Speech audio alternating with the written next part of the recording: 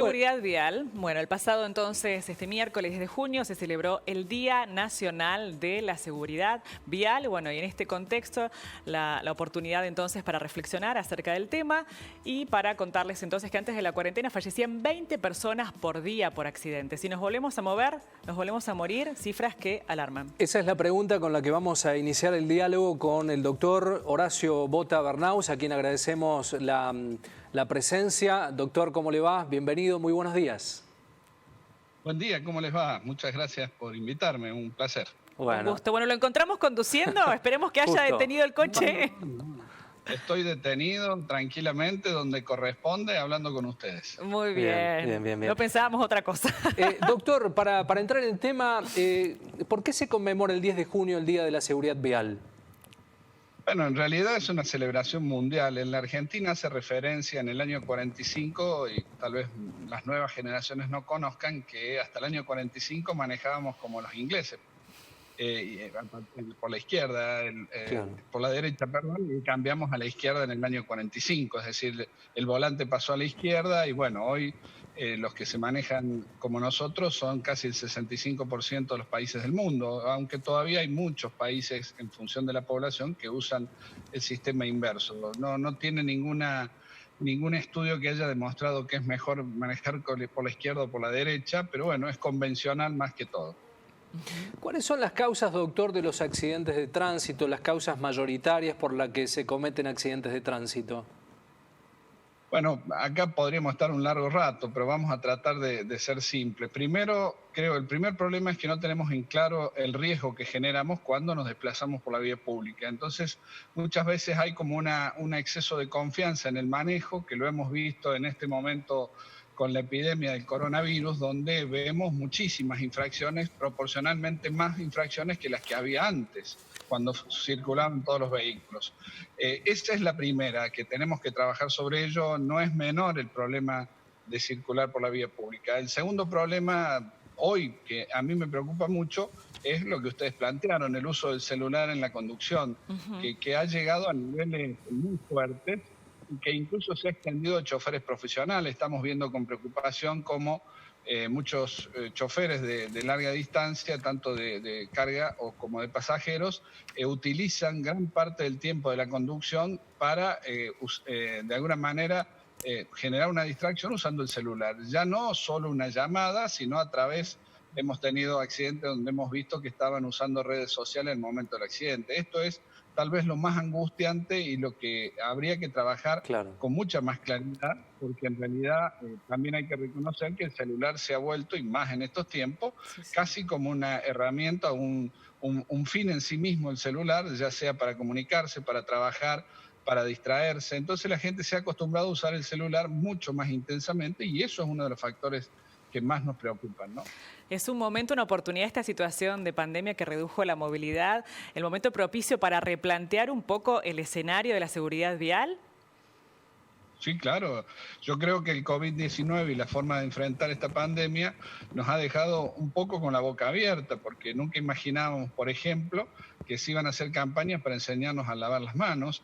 Y por otra parte, los que trabajamos en seguridad vial sabemos que nunca he visto una campaña que me enseñe a elegir un casco, cómo usarlo y en todo caso cómo aprovechar sus ventajas, ¿no? Es decir, hay diferentes abordajes que el COVID nos ha permitido ver que pueden ser eficientes en la medida que lo apliquemos correctamente.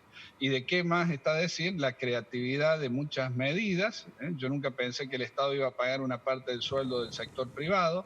Y esto porque muchas veces hemos solicitado medidas importantes al Estado en materia de seguridad vial y muchas veces terminamos recibiendo la respuesta de que no hay fondos, ¿no? Como cuando percibimos que el riesgo es concreto, los fondos aparecen. Bueno, esa es otra de las ventajas que nos deja el COVID, más básicamente otra, que es la de tener antes de decidir la opinión de expertos en el tema, multidisciplinaria, que todos nos ayuden a decir qué estamos haciendo bien, qué estamos haciendo mal, y acostumbrar al Estado que en seguridad vial hay que evaluar si lo que decidimos se concretó en la realidad o simplemente pasa a ser una acción más que nadie evalúa. Nosotros, si uno mira la cantidad de muertos en los últimos 10 años, uno objetivamente tiene que llegar a la conclusión que no hemos sido muy eficientes para enfrentar la siniestralidad vial, ¿no?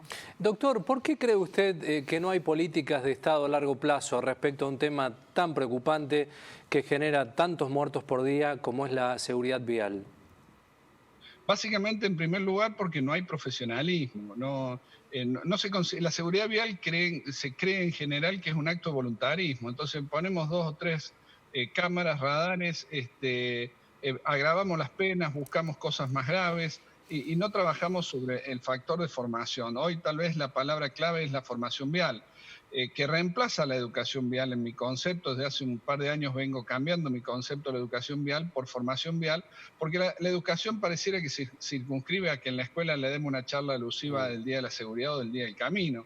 La formación vial implica una actitud diferente del Estado, una actitud diferente de los medios de comunicación y una actitud comunicada, consensuada y de alguna manera formada en la comunidad para que entienda que la seguridad vial, y puedo decir algo, al paso que vamos, la seguridad vial este año, a pesar del COVID, va a seguir generando, va a generar tantos muertos o más muertos que el propio COVID. Entonces, me parece que hay que replantear, aprovechar la creatividad que se aplicó en esta pandemia y tratar de proyectarla en esta otra, que en nuestro país, si miramos los muertos que llevamos de COVID, son de un mes en materia de siniestralidad vial, de tal suerte que es un tema que hay que replantearlo, ¿no? Dejar de aplicar las mismas soluciones a estos viejos problemas y profesionalizar. Por eso destaqué que los gobiernos nacional, provincial o municipal, antes de decidir, por lo menos consultan a los técnicos, a la gente con experiencia y a la gente formada. Lamentablemente en seguridad vial hay un déficit muy fuerte de formación y entonces ahí aparecen las improvisaciones, ahí aparecen las medidas copiadas, mal copiadas a veces del mundo, y terminamos haciendo, en mi concepto, parece que hacemos mucho, pero los resultados nos dicen que no estamos siendo eficientes, claramente. Hay mucho para preguntarle, ¿no? El doctor, sabiendo esto de que los siniestros de tránsito son la primera causa de muerte no natural en la Argentina, ¿no? Realmente son números... Fundamentalmente en los jóvenes. El gran problema que tiene la siniestralidad vial con respecto, por ejemplo, a otra pandemia como es el COVID, está dado a qué grupo etario afecta mayoritariamente. Y lógicamente el COVID nos ha demostrado que es los adultos mayores, y en siniestralidad vial tiene que ver con la última etapa de la adolescencia y la juventud hasta los 29 años. De tal suerte que no solamente vamos a tener más muertos, sino que golpea mucho más fuerte una sociedad, porque como alguna vez discutíamos con funcionarios del Banco Mundial cuando hablábamos de esto, ellos terminaron fundando, recuerdo la primera vez que estaban de alguna manera financiando proyectos en seguridad vial, dijeron una frase que cayó muy mal, pero era muy realista: nosotros vamos a invertir en seguridad vial porque tenemos que preservar la vida de nuestros deudores. Fíjense qué definición dura, ¿no? Pero me guste o no me guste, tiene razón. De última, si el Banco Mundial, esa es la razón para apoyar los proyectos profesionales, adelante, ¿no? Adelante. No tenemos que tener prejuicios, que nos ayuden de todas las formas y por todas las motivaciones posibles. El resultado es que haya menos accidentes y, si es posible, que desaparezca esta pandemia de Argentina y del mundo, ¿no? Así es. Doctor, ¿qué opinión tiene respecto a las multas? Esta cuestión bastante compleja, ¿no? Y remanida en función a aquellos que cometen infracciones. ¿Qué opinión tiene respecto a esto y si esto contribuye a mejorar el tránsito? Interesante la pregunta, tiene muchísimas partes para responder. La primera, la multa es una sanción. La multa no cambia la realidad. En todo caso, genera como un castigo específico, individualizado para una persona, y genera una cierta prevención general que dice: mirá, Juan, le hicieron una multa, tal vez 2 días estoy pensando en eso, el tercer día me olvidé y vuelvo a la realidad. El problema es que desde hace 50 años por lo menos, cuando hablamos de programas de seguridad vial, siempre se plantean 3 acciones, ¿no? Nosotros normalmente reducimos a una. ¿Cuáles son las 3 acciones? La primera es la educación, la formación vial, que hoy en la Argentina se sigue aprendiendo a manejar, aprendiendo ciertos automatismos para manejar, como se hacía hace 50 años. Yo el otro día contaba la anécdota: yo empecé a manejar a los 10 años, mi padre me dio 4 indicaciones y lo otro fue un corajudo. Y hoy sigue pasando exactamente lo mismo, por lo cual no vamos a mejorar la siniestralidad vial en la cual participa una máquina, como es el automotor, si no mejoramos la formación de los que van a manejar la máquina. Esto, imagínense que nos ha pasado, ¿no? Empezamos a ver muchísimos siniestros en donde participaban las mulitas, los vehículos que descargan en los camiones, e inmediatamente se dictó una reglamentación y la obligatoriedad de formar a los recursos humanos, de que hicieran pruebas. Nosotros no seguimos con el mismo planteo. Me enseñó a manejar, como me decían el otro día en la cátedra que yo tengo de educación vial para las futuras maestras. Me decían, sí, me enseñó mi marido, mi esposo, mi padre, mi abuelo, mi tío. ¿Y dónde aprendió tu abuelo, tu tío, tu esposo? En el mismo lugar que aprendió. Y entonces, esto me parece que es mucho más fácil trabajar sobre la sanción. Termino la pregunta que me hiciste, ¿no?